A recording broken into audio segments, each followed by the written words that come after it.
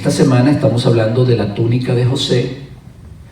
Esta enseñanza parte del capítulo 35 al capítulo 39 del libro de Génesis, y comenzamos leyendo la porción de Génesis 37, 1-4, donde dice: habitó Jacob en la tierra donde había morado con su padre, en la tierra de Canaán. Esta es la historia de la familia de Jacob. José, siendo de edad de 17 años, apacentaba las ovejas con sus hermanos, y el joven estaba con los hijos de Bilma y con los hijos de Silpa, mujeres de su padre. E informaba José a su padre la mala fama de ellos. Y amaba Israel a José más que a todos sus hijos, porque lo había tenido en su vejez, y le hizo una túnica de diversos colores. Y viendo sus hermanos que su padre lo amaba más que a todos sus hermanos, le aborrecían y no podían hablarle pacíficamente. Tocamos el tema el jueves de qué era lo que representaba la túnica. Dijimos que la túnica representaba autoridad, que en la antigüedad las ropas con varios colores hablaban de la importancia de la persona, y estas ropas estaban reservadas para las personas que tenían autoridad o jefes, vamos a decirlo de esta manera. Y también dijimos que esta túnica era algo profético, porque a José, o en el caso de Efraín, su hijo, que toma la posición de José, se le otorgarían 10 tribus para que Efraín estuviese sobre ellos. Así que estos 10 hombres que se inclinaron delante de José cuando fueron a Egipto a buscar comida, representaban las 10 tribus que un día serían gobernadas por un descendiente de Efraín. Y eso lo aclaramos el jueves, cuando el Jeroboam quedó como rey de las 10 tribus del norte. Recordemos, hermanos, que Jeroboam queda como rey de estas tribus por un error que cometió Salomón, se supone que los hijos de Efraín no podían ser reyes, porque el reinado solamente se le ha otorgado a la tribu de Judá, así como a Leví se le ha otorgado el sacerdocio. Y por cierto, es un sacerdocio perpetuo. Para aquellos que dicen que no habrá sacrificios en el milenio, déjeme decirle que así como habrá un Mesías, habrán sacerdotes también en el milenio, porque ha sido un llamado para siempre. No habrán sacrificios por el pecado, porque sabemos que ya eso fue consumado, pero sí habrá sacrificios de ofrenda de paz, y habrán sacrificios a nuestro Dios en agradecimiento a Él. Así que los levitas estarán ministrando en el templo cuando se levante el tercer templo. Me falta levantarse el tercer templo. Esperamos que eso sea muy pronto, para que todos tengamos la oportunidad de ir allá y contemplar ese majestuoso templo que es la casa que Dios ha mandado hacer para Él colocar su nombre. Sabemos que ese templo es también provisional, porque no solamente esperamos ese, sino que esperamos el que desciende de los cielos, que es la nueva Jerusalén. La Biblia dice que allí entonces ya no habrá templo. Ya allí no habrá templo. Allí entonces estaremos ofreciendo solamente sacrificios de alabanza, cánticos y sacrificios de adoración. Entonces, hermanos, todo esto es un plan maravilloso. Solamente hemos comenzado a ver algunas partecitas, pero Dios tiene lo mejor reservado para lo último. Recuerden lo que dice el salmista: es mejor el final de del negocio que el principio. Vamos entonces a comenzar nuestra enseñanza, o a continuar nuestra enseñanza con el tema de lo que sucedió en el pozo. Aclarado de lo que significa la túnica, significa autoridad, vamos a continuar con lo que sucedió en el pozo. En el capítulo 37 vemos que José va a buscar a sus hermanos a un lugar llamado Siquén. Sin embargo, José no los encuentra allí. Siquén significa en hebreo hombro, pudiéramos decir lugar de compañerismo. Ese es el significado que tiene en hebreo, hombros, Siquén. Sin embargo, allí José no los encuentra. Es obvio, porque no había compañerismo entre ellos. La palabra de Dios dice que ellos lo miraban ásperamente, o les hablaba ásperamente, no lo miraban con agrado. Generalmente eso sucede cuando uno trata de hablarle a alguien de la palabra de Dios, siempre es rechazado. Eso es normal, no se sorprenda. Nosotros le hablamos a nuestros hijos la importancia que es buscar de Dios. Cuando tratamos de hacer un devocional, cuando tratamos de hablar o estudiar la palabra de Dios, entonces siempre hay un rechazo. Es muy normal, es muy normal. En el caso de José no había una excepción. José era, digamos, el espiritual de la familia, quien le rendía cuentas a su padre de las malas acciones de ellos. Así que los hermanos de José no eran muy consagrados, que digamos. Y José traía ese informe a su padre. Ellos no les agradaba eso. A las personas las personas no le agrada que uno les diga la verdad.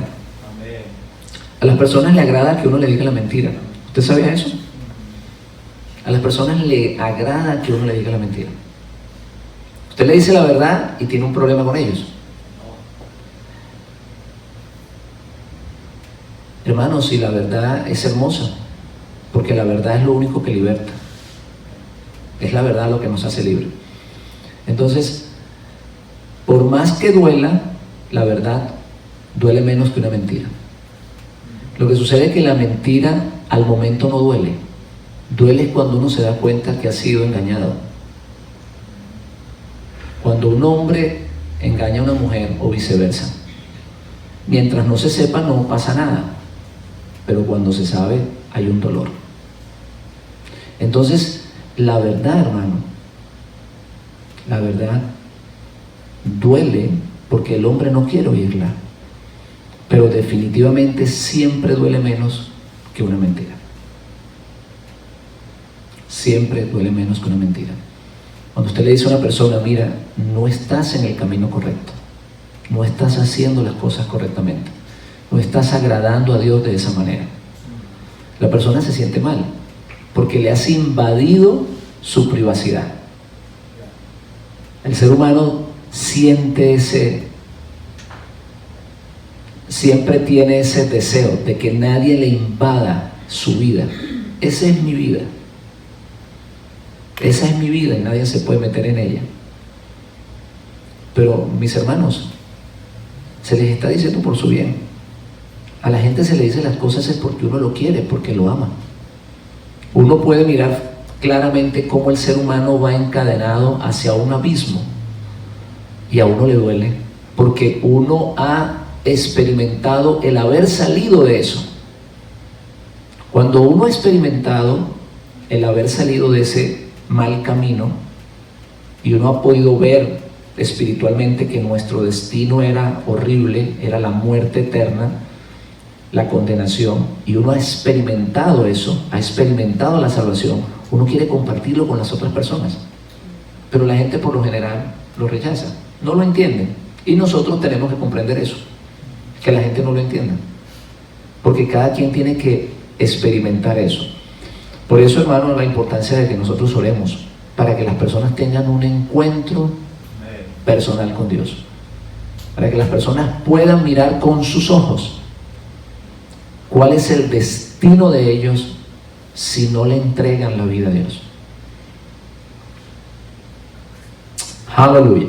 Entonces miramos que José va a buscar a sus hermanos a un lugar llamado Siquén, que significa hombros, compañerismo, pudiéramos decir, pero allí no están ellos. Ellos están en otro lugar llamado Dotán. Dotán significa lugar de dos pozos. Me llama la atención que José llega a ese lugar y precisamente lo colocan allá adentro, lo colocan dentro de un pozo. Allí colocan a José.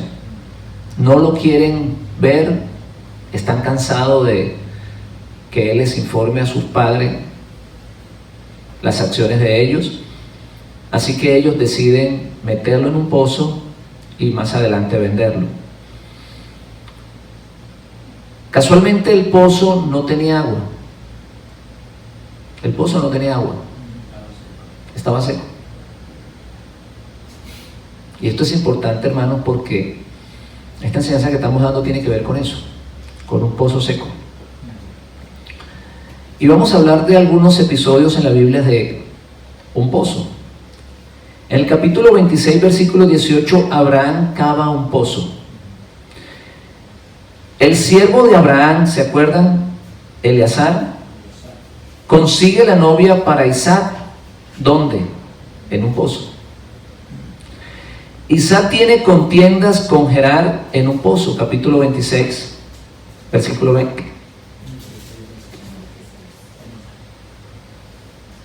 Cuando el Mesías necesitaba pasar por Samaria, se acercó ¿a dónde? A un pozo. Así que esto de un pozo y de una fuente de agua tiene que ver mucho con la Biblia. Recordemos lo que dijo el Mesías: el que tenga sed, venga a mí y beba. El que tenga sed, venga a mí y beba. Y dice, de su interior correrán ríos de agua viva.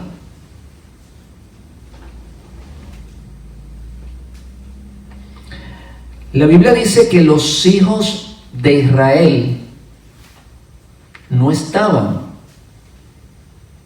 en Siquén, sino que estaban en Dotán, en un lugar donde habían pozos, o lugar llamado, o lugar de dos pozos, como se traduce.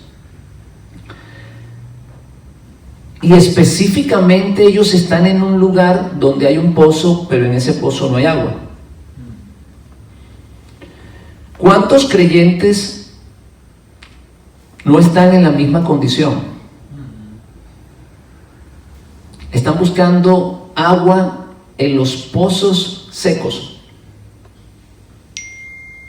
Hay muchos creyentes que están en esa condición, buscando agua en los pozos secos. Por eso no sacian su sed. Recordemos que eso también le sucedió a la samaritana.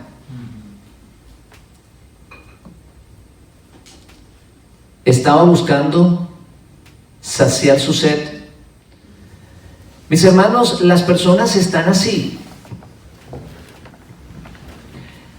Las personas están tratando de saciar su sed con agua que no los llena. Las personas están en esa condición. Lo único que puede saciar nuestra alma es la palabra de Dios. Cuando nos conectamos con el Dios vivo, entonces nos conectamos con una fuente de agua viva. Eso es lo que dice el libro de Apocalipsis. Al que tuviere sed, yo le daré gratuitamente de la fuente de agua de la vida. Así que los hijos de Israel están allá en un pozo, tratando de sacar agua y no sacian su sed. Por eso no eran felices, por eso no compaginaban con José. ¿No se dan cuenta que una persona que no tiene ese sentir del Mesías no compagina con nosotros, o no compagina con aquel que tiene el sentir del Mesías? Inmediatamente se produce un choque, y eso sucedía con los hermanos de José. Jeremías 2:13 dice lo siguiente: porque dos males han hecho mi pueblo, me dejaron a mí, o sea, dejaron a Dios, que es la fuente de agua viva, y cavaron para sí cisternas rotas que no retienen, ¿qué cosa? Agua. Israel en algún momento de la historia se atrevió a dejar la fuente de agua viva y comenzaron a cavar pozos. Y esos pozos estaban como el pozo donde José cayó, donde metieron a José, estaba seco.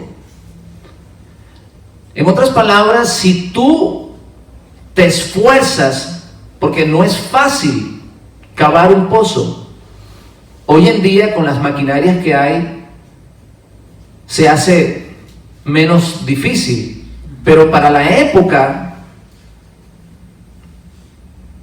que está hablando la palabra de Dios, para la época de la Biblia o para la época de Abraham o de los hijos de Israel, cavar un pozo no era sencillo.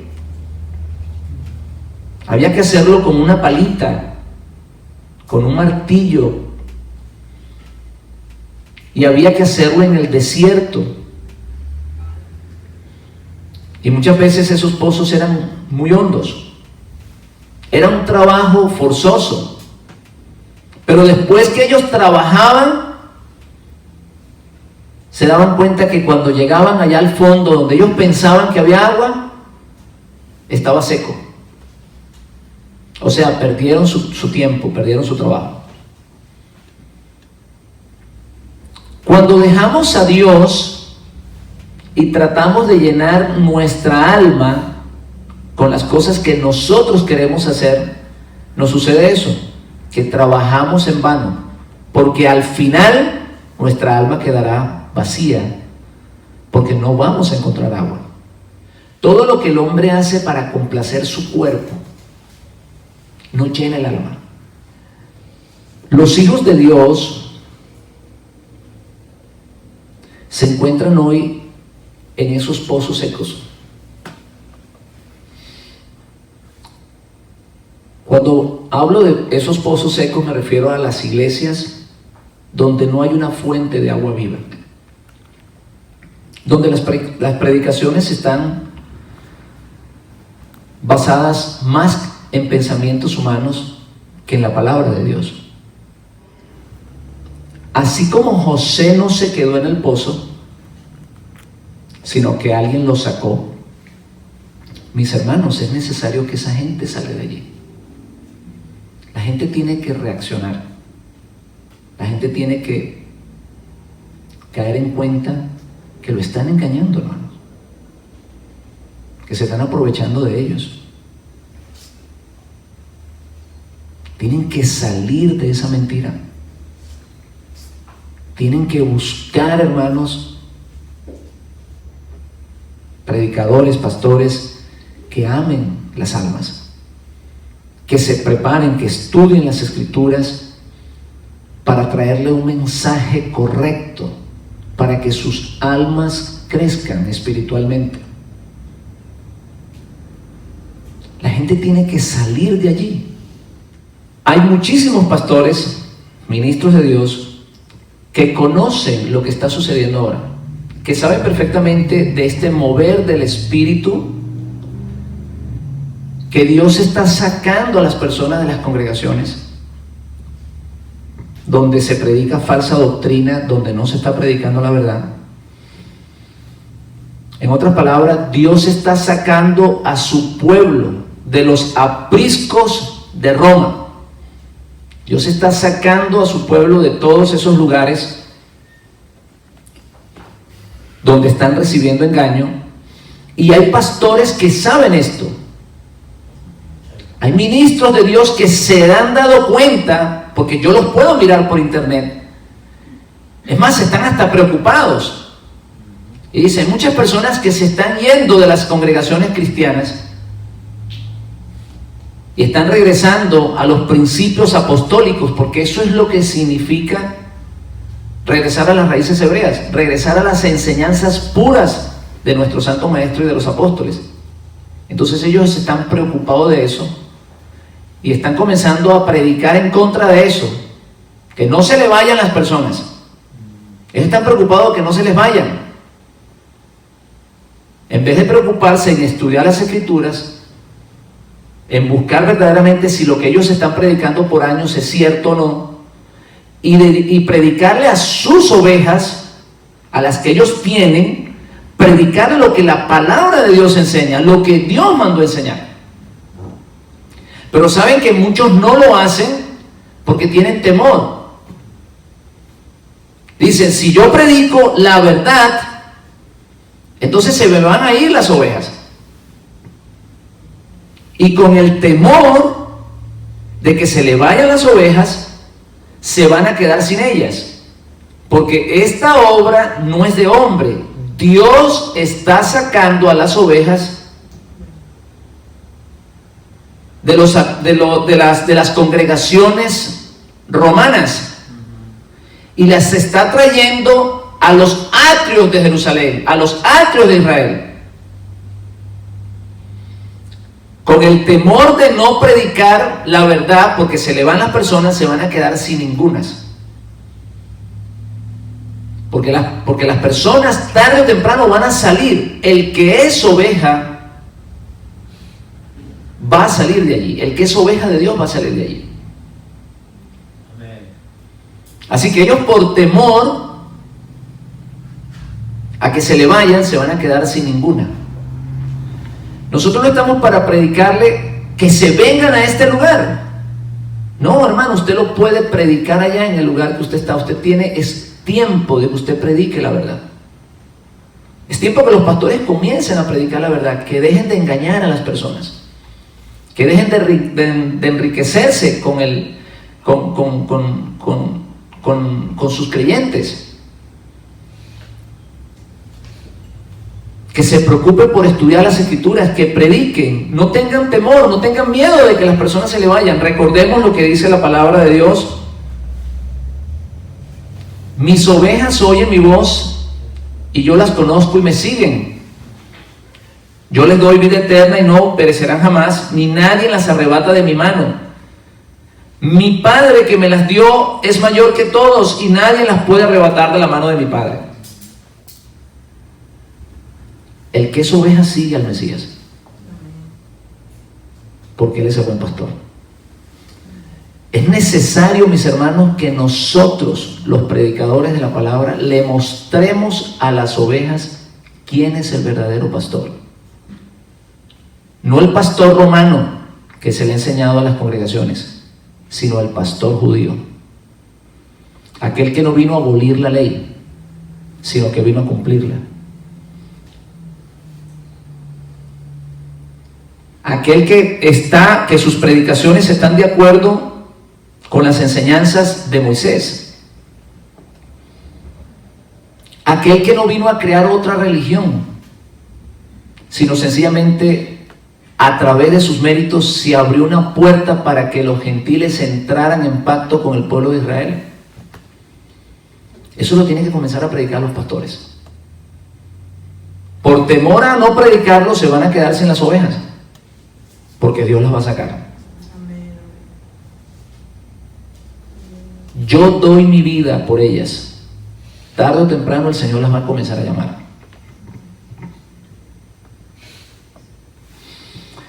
Cuando nosotros vemos la historia de que José está buscando a sus hermanos, vemos que él los busca en Siquén y allí no los encuentra. Y la Biblia dice que hay un hombre errante.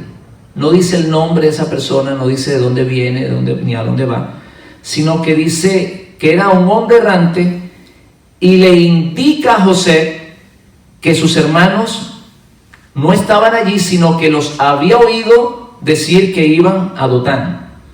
Y esa es la razón por la cual José se dirige a Dotán a buscar a sus hermanos. En otras palabras, hermanos,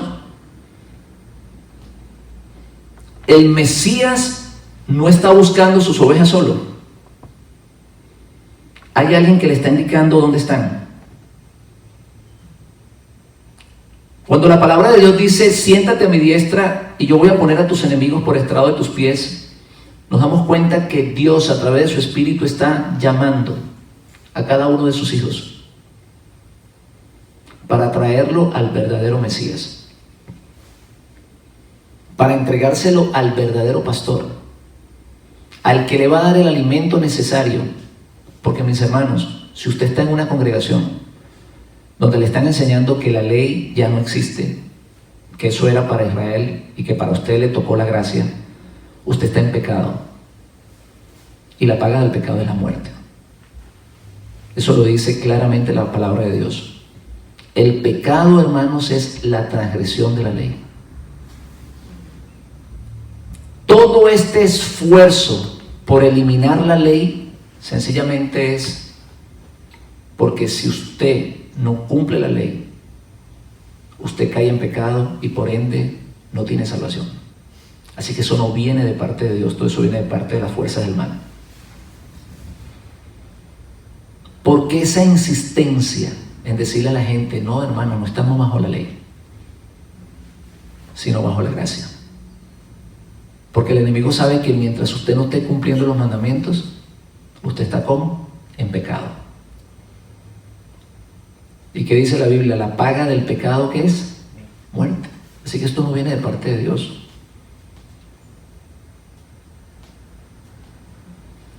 La gente dice, ¿cómo yo voy a regresar a la ley? ¿Cómo yo voy a regresar a la ley? Si ya Dios me dio la gracia.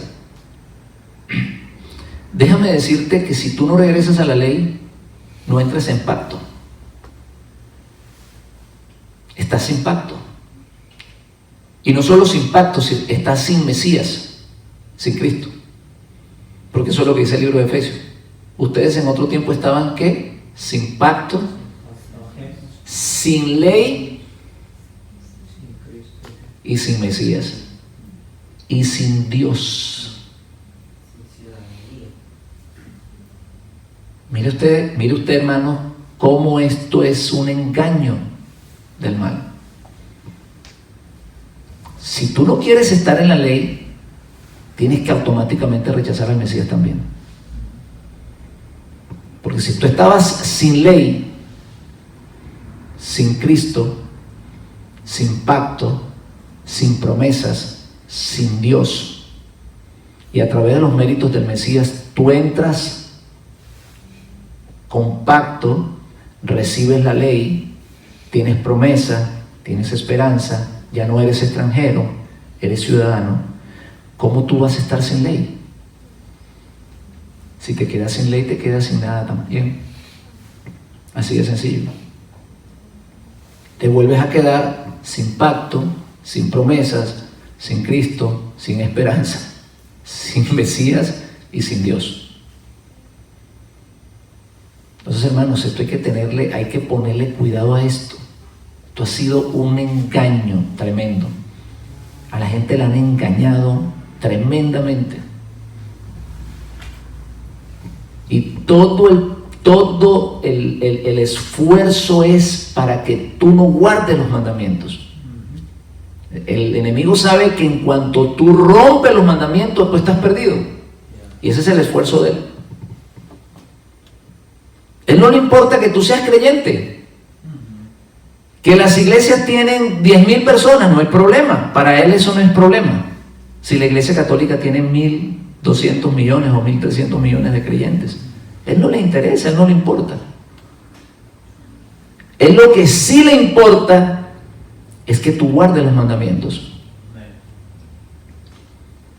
Porque en cuanto tú guardas los mandamientos, entonces tú entras en pacto con Dios.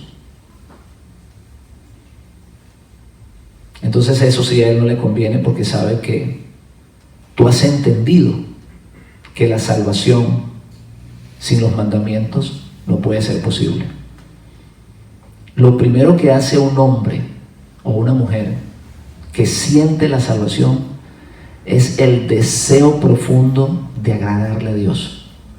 Y cuando queremos agradarle a Dios, hermano, la mejor manera de hacerlo es guardando sus mandamientos.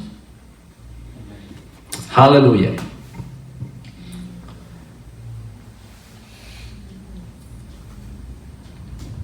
Dios está entregando sus ovejas en las manos del verdadero pastor.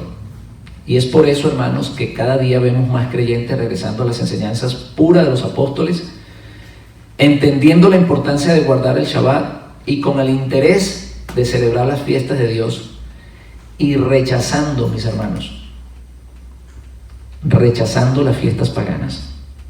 Las iglesias cristianas y católicas están llenas de fiestas paganas, al punto que hay iglesias cristianas que celebran el Halloween. Ya no solo la Navidad lo que celebran, sino que también celebran el Halloween. Celebran la Pascua con el conejito que pone huevos. Y todo eso, hermanos, viene de allá de Babilonia. Todo eso viene del paganismo. Quieren guardar las fiestas paganas. Hay algunas personas que quieren guardar las fiestas paganas o celebrar las fiestas paganas, pero no quieren guardar el Shabbat. O sea, las fiestas que Dios les mandó no las quieren celebrar, y las que Dios aborrece son las que ellos quieren celebrar en sus congregaciones. Pero gracias a Dios, hermanos, que cada día hay más personas que están saliendo de allá y que están abandonando todo eso y tienen interés por guardar el Shabbat, por celebrar las fiestas y por rechazar todo eso, hermanos, que solo viene del paganismo y que nos lleva a la condenación. Bien, terminando con el tema del pozo, vamos a concluir con el tema de la túnica de José como tipo del Mesías. Vimos qué significaba la túnica, estudiamos lo que sucedió en el pozo, y ahora vamos a estudiar la túnica de José como tipo del Mesías. Recordemos que José es un tipo del Mesías, pero hoy vamos a hablar solamente de la túnica de José como tipo del Mesías. Como dato interesante, debemos de saber que José cuando tiene el segundo sueño, él menciona a 11 estrellas, la luna y el sol inclinándose a él. En el primer sueño, él no nombra a la luna y las estrellas, pero en el segundo sueño, él nombra a la luna y las estrellas. Y su padre reacciona a esto y dice: ¿cómo así, José? ¿Quiere decir que tanto tu padre como tu madre se inclinarán a ti? Y esto, hermanos, es incoherente, porque si usted estudia las Escrituras se va a dar cuenta que en ese momento su madre está muerta. Raquel ya no vivía para el momento que José tiene el sueño. Entonces, ¿cómo Jacob le pregunta: ¿cómo es posible, José, que tanto yo como tu madre, no solamente tus hermanos, nos vamos a inclinar a ti? Entonces, ¿cómo se le iba a inclinar la madre si la madre estaba muerta? Vimos que los hermanos sí se inclinaron a él. pero nunca vimos que Jacob se le inclinara. La razón, hermanos, es simple. La razón es simple. Esta túnica representa la autoridad que el Mesías iba a tener. Entonces, a José no se le inclinó Jacob ni Raquel, pero al Mesías sí se le inclinarán ellos. La Biblia dice que Dios le dio un nombre, una autoridad que está por encima de todos ellos, y por eso toda rodilla se doblará para reconocer que Él es el Mesías. En otras palabras, cuando el Mesías vaya a ser coronado en Jerusalén, y usted por supuesto está invitado a esa coronación, tanto Jacob como Raquel se inclinarán al Mesías. Entonces, esa túnica que se le estaba entregando a José, de alguna manera representaba la autoridad que el Mesías recibiría por encima de sus hermanos, y no solamente por sus hermanos, sino por encima de sus padres. Esto es interesantísimo, hermanos. Por eso es que Jacob le dice: ¿cómo es posible que yo y mi esposa o tu madre se van a inclinar a ti? La Biblia dice que Jacob meditaba en esto. Así que esto era algo profético, algo que venía más adelante.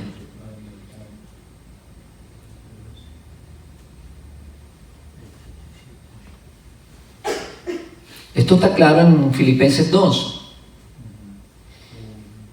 que el Mesías recibió un nombre que es sobre todo nombre, para que en su nombre se doblen toda rodilla. Dice, y toda lengua confiese que Él es el Mesías. En otras palabras, en la coronación del rey electo, porque Él ya ha sido electo como el rey de Israel. Él ya ha sido electo. Eso lo dijo Romanos 1. Fue declarado hijo de Dios por la resurrección de entre los muertos. Él ya fue declarado Mesías de Israel. Pero ahora viene la coronación de Él.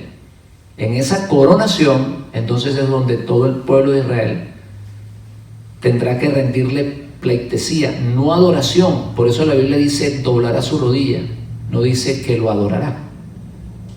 Lo reconocerá como el rey, como el Mesías de Israel y del mundo. Así que de esta manera, como les comentaba yo anteriormente, esa túnica de colores, en parte sí puede aludir también a los colores de la bandera de todas las naciones, que en algún momento de la historia tendrán que reconocer al Mesías como la autoridad de Israel y del mundo. O sea que no solamente sus hermanos, no solamente su papá y su mamá, sino que esa variación de colores que tenía la túnica, de alguna manera sí podía representar todas las banderas o todos los gobiernos o todas las naciones del mundo que un día, hermanos, serán gobernadas bajo la autoridad de Yeshua, nuestro Santo Maestro. Vemos que Jacob viste a su hijo con túnicas, con una túnica o con una vestidura real. Ya dijimos que la túnica representa realeza, representa poder. Sin embargo,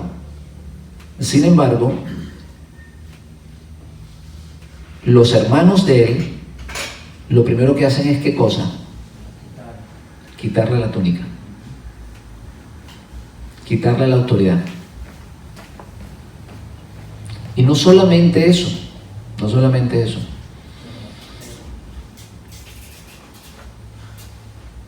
la llenan de sangre y le dicen a su padre que una bestia del campo devoró a José. Cuando ya José estaba recuperado en Egipto, que Dios lo había colocado de nuevo en una posición, hay una mujer que trata de ¿qué cosa? De volverle a quitar las vestiduras y lo desnuda.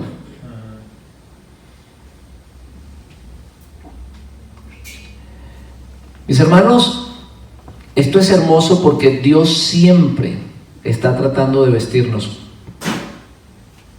El enemigo está tratando de desnudarnos siempre.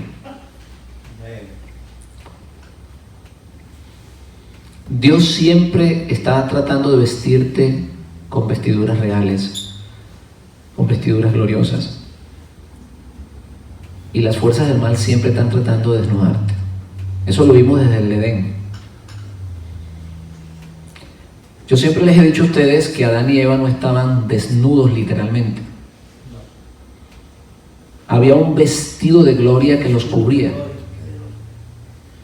En el momento que ellos pecan, pierden ese vestido de gloria que ellos tenían.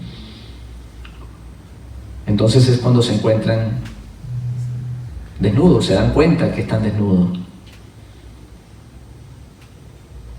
Entonces, estamos hablando de la túnica de José. Cada hijo de Dios, cada hombre que Dios llama, cada mujer que Dios llama a formar parte de la familia de Dios, lo primero que Dios hace es vestirlo, porque está desnudo delante de la sociedad,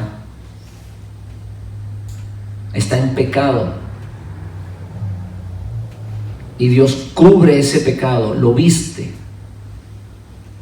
para que la persona no se avergüence. Pero el enemigo siempre tratará de desvestirte, de dejarte avergonzado delante de las personas. Tenemos que saber eso. Él no quiere nada bueno para nosotros, eso lo sabemos.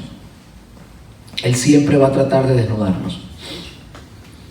Así que esta historia que nosotros estamos, o este estudio que estamos teniendo esta semana, nos damos cuenta que comienza Jacob vistiéndolo y nos vamos a dar cuenta que termina precisamente con esa parte de la Biblia donde dice que la mujer de Potifar quiere despojarlo de sus vestiduras.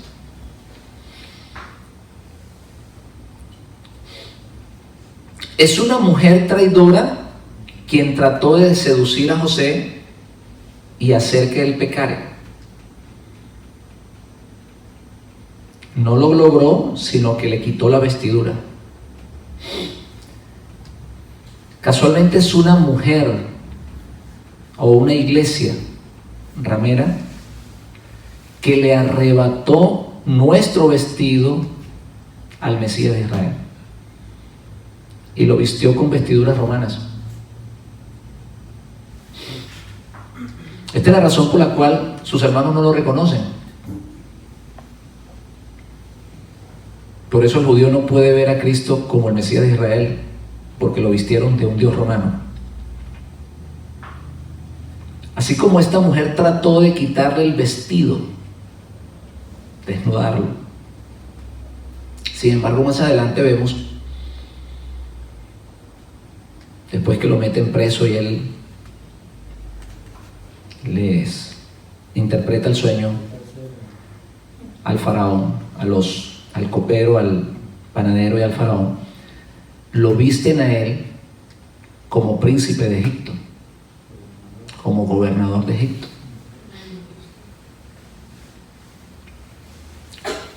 Esto, hermanos, nos puede dejar una enseñanza. Al Mesías lo despojaron de sus vestiduras. Él murió desnudo en un madero. Y más adelante le roban la identidad y lo visten como un dios romano.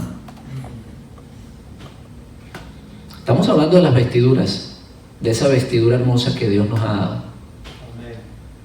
Es para que se den cuenta, hermanos, la lucha tremenda que existe entre el bien y el mal. Vamos a tratar de concluir esta enseñanza.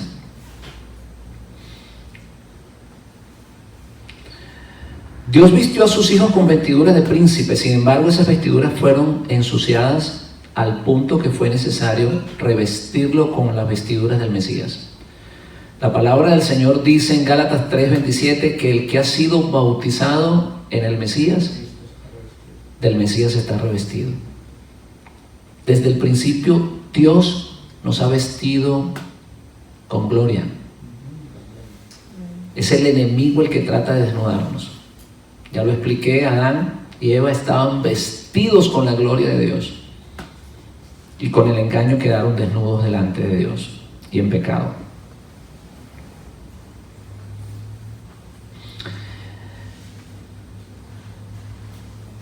Nuestro deber es mantenernos con las vestiduras que Él nos ha dado. Un día las perdimos, luego nos volvió a revestir con las vestiduras del Mesías, y ese es nuestro deber. Nuestra forma de vestirnos habla mucho de lo que sentimos, pensamos y hacemos. Los hijos de Dios deben de vestirse como hijos de Dios. Debemos de ser diferentes. ¿Qué dicen ustedes? ¿Verdad que el hijo de Dios tiene que vestirse distinto? Distinguirse. Cuando nosotros vemos que es el enemigo el que trata de desnudarnos, ¿cómo un hijo de Dios va a ir a una playa a exhibir su cuerpo? Eso no está correcto. Ni el hombre ni la mujer. Nuestras vestiduras deben de ser la de un escogido de Dios. Ahora estamos hablando de nuestras vestiduras internas. Estamos hablando de la vestidura externa y ahora vamos a hablar de las vestiduras internas. La Biblia dice que vestidos pues como escogidos de Dios, santos, amados,